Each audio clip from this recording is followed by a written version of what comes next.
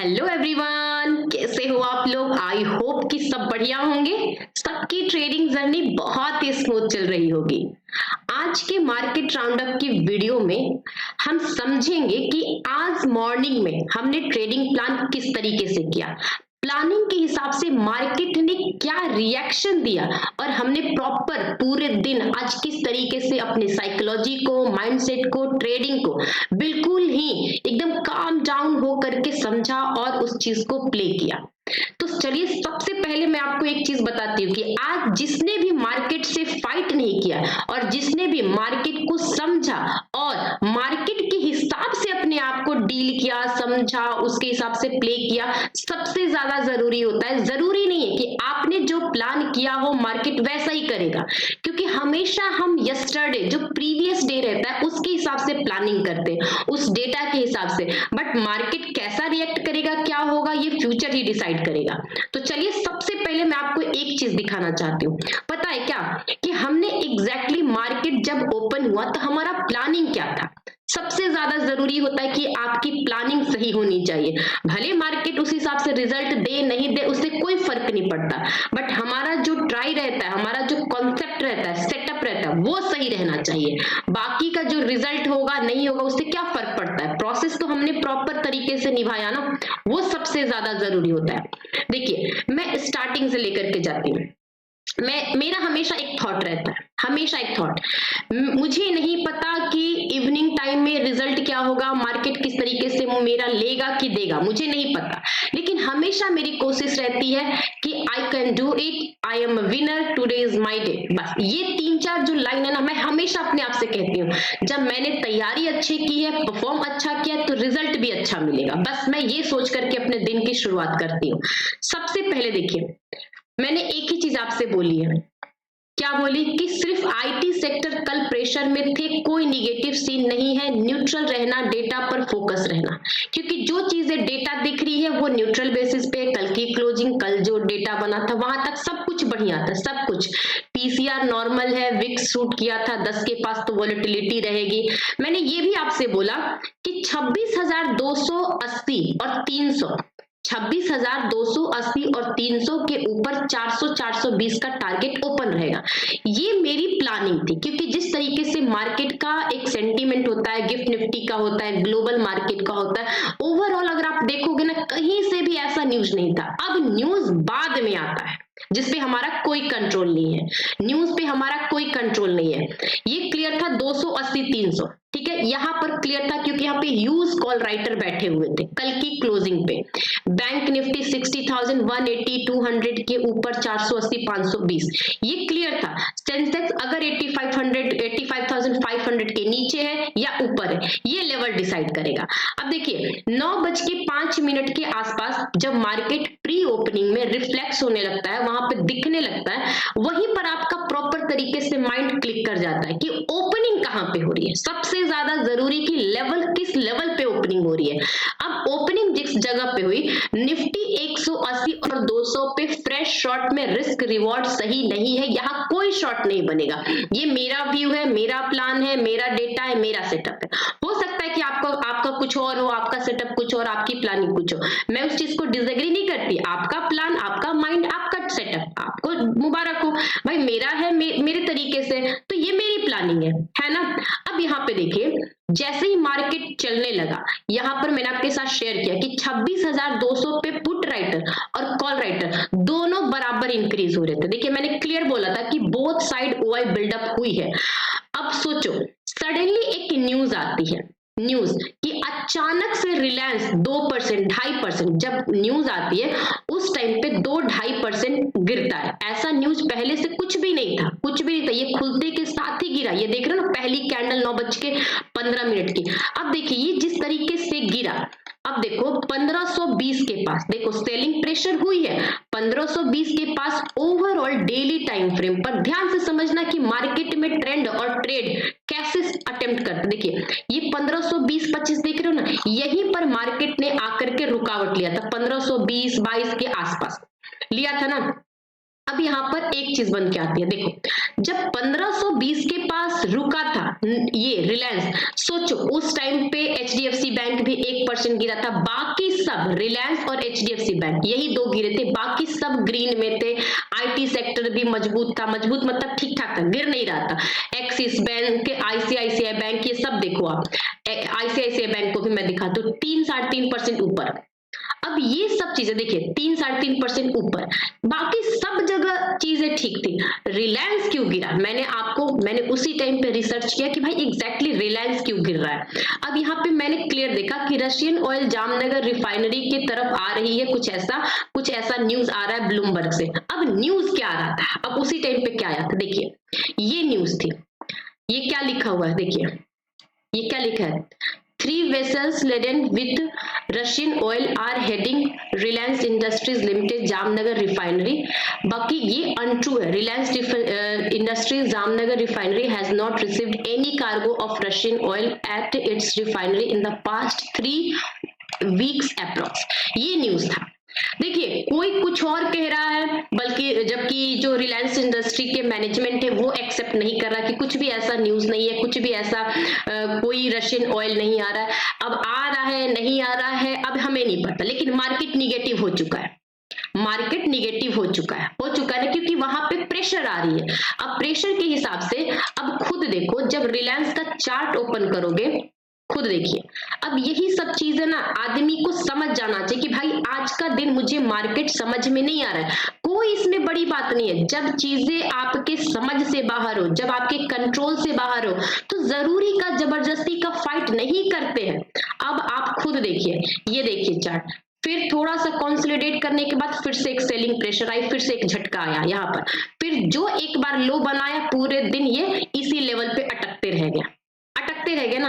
अब ये जब तक से 5% रिलायंस नीचे है, भाई ऑलरेडी रिलायंस नीचे जा चुका है और उस लेवल पे निफ्टी जाकर अटक चुका है। मैं भी लेवल आपको डिस्क्लोज करती हूँ और डिटेल में बताती हूँ।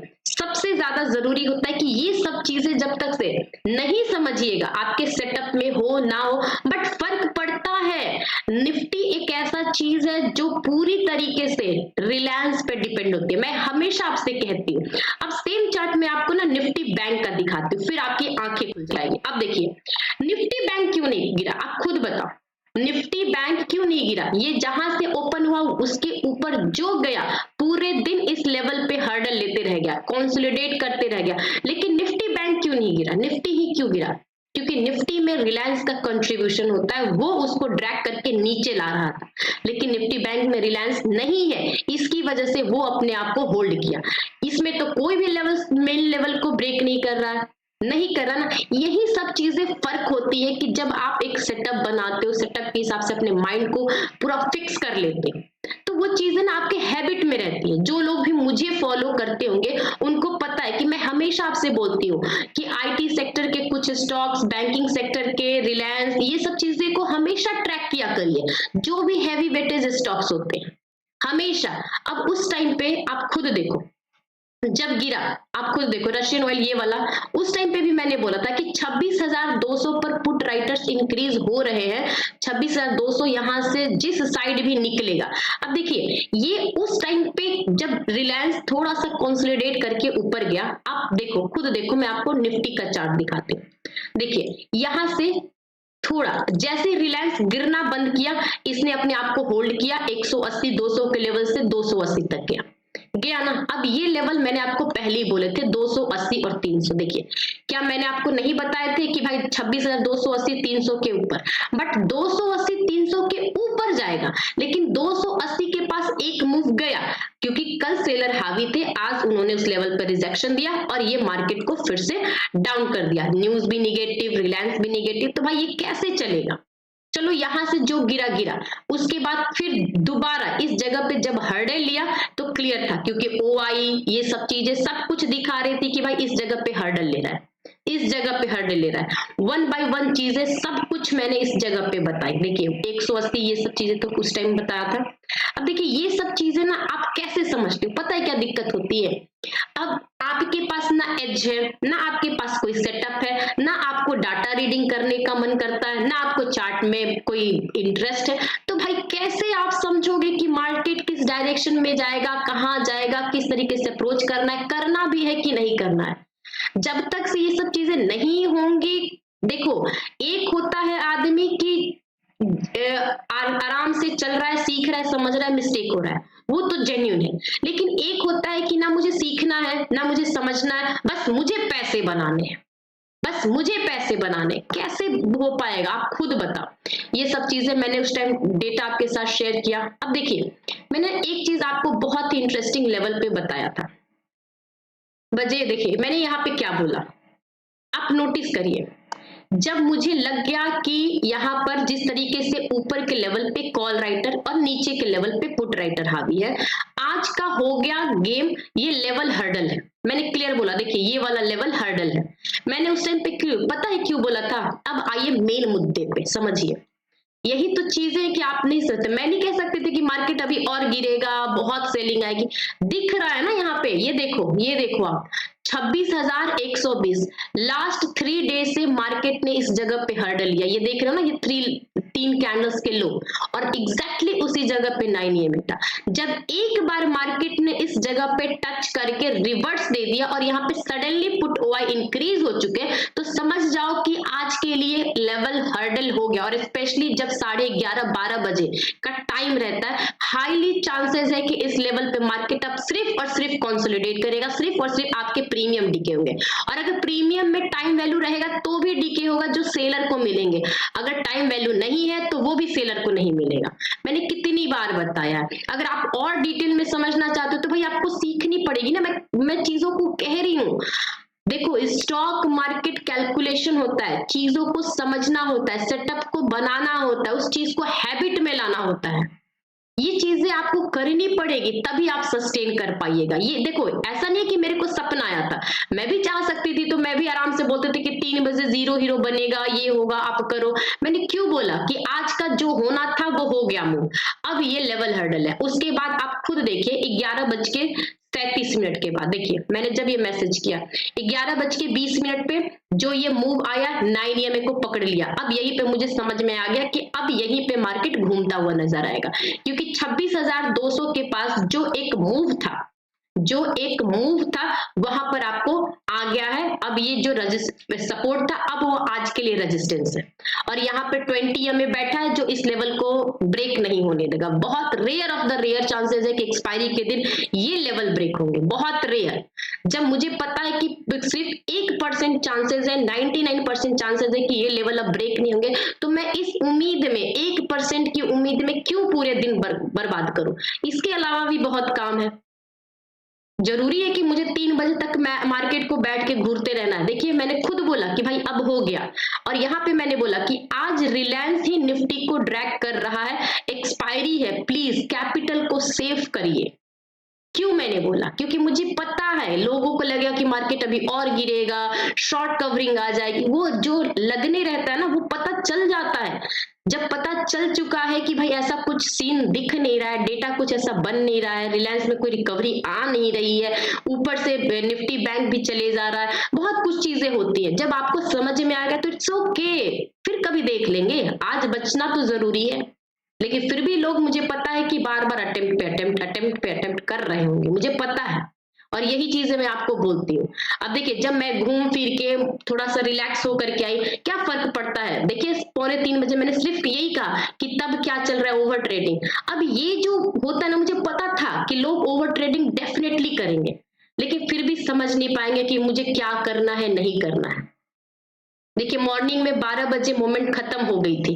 अब ये भी देखिए जाते जाते भी मैंने बोला कि देखो सिंथेटिक फ्यूचर और स्पॉट प्राइस और 3 बजने वाले, कोई टाइम वैल्यू नहीं है, कोई टाइम वैल्यू नहीं है। और यहाँ पे देखिए मैंने उस टाइम भी ये बोला कि 26,100 का कॉल ये अपने आप को एडजस्ट कर चुका है, और यहाँ पे 26,200 का पुट दोनों एक दूसरे को एडजस्ट कर चुके हैं। अब एडजस्टमेंट कैसे होता है, क्या होता है, भाई आपको सीखना पड़ेगा ना। एडजस्टमेंट कैसे होता है, एक्सपायरी में कैसे हम एक्सपेक्ट करते हैं, किस तरीके से फ्यूचर प्राइस और स्पॉट प्राइस को देखते हैं एक टाइम पे कि मूवमेंट आएगा नहीं आएगा। अब ये सब चीजें आपको सीखनी पड़ेगी। कोई नहीं सीखेगा और कोई सीख के कर रहा है, तो भाई दोनों में फर्क होता है। जो अगर सीख के कर रहा है उसकी गलतियां होने की चांसेस कम है, उसको पता है कि अगर नहीं चलेगा तो रिस्क कहाँ पे कंट्रोल करना है। और जो उम्मीद में जिएगा भाई उसको नहीं पता कि चलेगा नहीं चलेगा, तो वो होप ही में जीते रहेगा नहीं चीज। अब ये खुद बताइए, आप खुद समझदार होंगे। यही चीज है, देखिए मैंने खुद बोला कि प्रीमियम में टाइम वैल्यू नहीं है, कोई जीरो हीरो नहीं बनेगा। और आप खुद देखो, इसकी कोई बताने की जरूरत है। मैं आपको प्रीमियम दिखाती हूँ। देखिए क्या मैंने आपको कितनी बार नहीं बताया। देखो अगर आप सीखोगे तो बहुत कुछ है सीखने के लिए, लेकिन अगर आप सिर्फ मुझे ट्रेडिंग करना है तो भाई कुछ नहीं है करने के लिए, कुछ नहीं है। देखिए अब आपके सामने है, देखो यहाँ पे जब मार्केट बैठा हुआ था ना 26,100, जब यहाँ पे गया, आप खुद देखो, देखिए मैंने कितनी बार बोला है वीवेब के बारे में। देखिए यहाँ पर ये रिजेक्शन है, यहाँ पर ये रिजेक्शन है, यहाँ पर ये रिजेक्शन है, और ये इसकी जो प्राइस है वो एडजस्ट हो चुकी है। क्लियर था। अब आप देखो मैंने खुद बोला है, कहाँ गया इसका प्रीमियम प्राइस। देखिए मैंने बोला है कि नहीं, यहाँ पे रिजेक्शन है, यहाँ पे रिजेक्शन है, और यहाँ पे रिजेक्शन है। देखिए ये नहीं, ये इन द मनी है, फिर भी मूव नहीं है, वीवेब के ऊपर नहीं है। देखिए 3 बजे के बाद। अब यही सब चीजें, मतलब देखो मुझे एक चीज का बुरा लगता है लोगों के बारे में। मैं क्लियर बोलती हूँ कि without learning you can't survive here. Learning, risk management, money management, तब जाकर के आप प्रॉफिटेबल ट्रेडर बनते हो। लर्निंग कर लिए, स्किल ले लिए, सब कुछ कर लिए, लेकिन फिर भी आपको रिस्क को मैनेज नहीं करने आ रहा है, आप मनी को मैनेज नहीं कर पाते हो, तो कैसे बनिएगा। ये सब चीजें होती हैं। अब जब तक से आप ये सब चीजों को नहीं देखोगे, नहीं समझोगे, तो भाई मैं क्या, कोई कुछ नहीं कर सकता, कोई कुछ नहीं कर सकेगा। अब यहाँ पर देखो, जैसे मैंने आपको बताया कि देखिए 9 EMA के पास ये आ चुका है प्राइस, और यहाँ पे सडनली पुट OI इंक्रीज हुए, तो हाईली चांसेस है कि 9 EMA के पास अब ये हर्डल बनेगा, बिल्कुल हर्डल बनेगा। जब मुझे समझ में आ गया, चीजें क्लियर दिख रही है, तो मैंने एक्सेप्ट कर लिया। अब आप बोलोगे कि ऐसे कैसे, भाई ये चीज मैंने सीखी है, मैंने बरसों से इस चीज को अप्लाई किया, इससे अप्लाई करने से मेरी एक्यूरेसी सही होती है, मुझे लगता है कि नहीं ये सब चीजें काम आती है, तो भाई आप भी करिए। करने के लिए आपको सीखना पड़ेगा, और सीखने के लिए आपको समय देना पड़ेगा, है ना। तो अगर ये चीजें आपको थोड़ी सी भी जेन्युइन लगे तो प्लीज टेलीग्राम ग्रुप को ज्वाइन करिए, वहां मेरे डिस्क्रिप्शन बॉक्स में लिंक रहता है, सीखने पे ट्रस्ट किया करिए। ओके, चलिए एंजॉय करिए। Nifty bank Nifty level summary मैं दूसरे वीडियोस में बनाती हूँ, एवरीडे इवनिंग के टाइम में अपलोड करती हूँ। पहले इस चीज को समझिए कि आज आपने मार्केट में क्या किया, फिर हम प्लान करेंगे कि कल का मार्केट कैसा होगा। पहले आज फिर कल। Okay, have a good day, enjoy your day, और प्लीज लाइक करेंगे तो मुझे भी अच्छा लगेगा। ओके।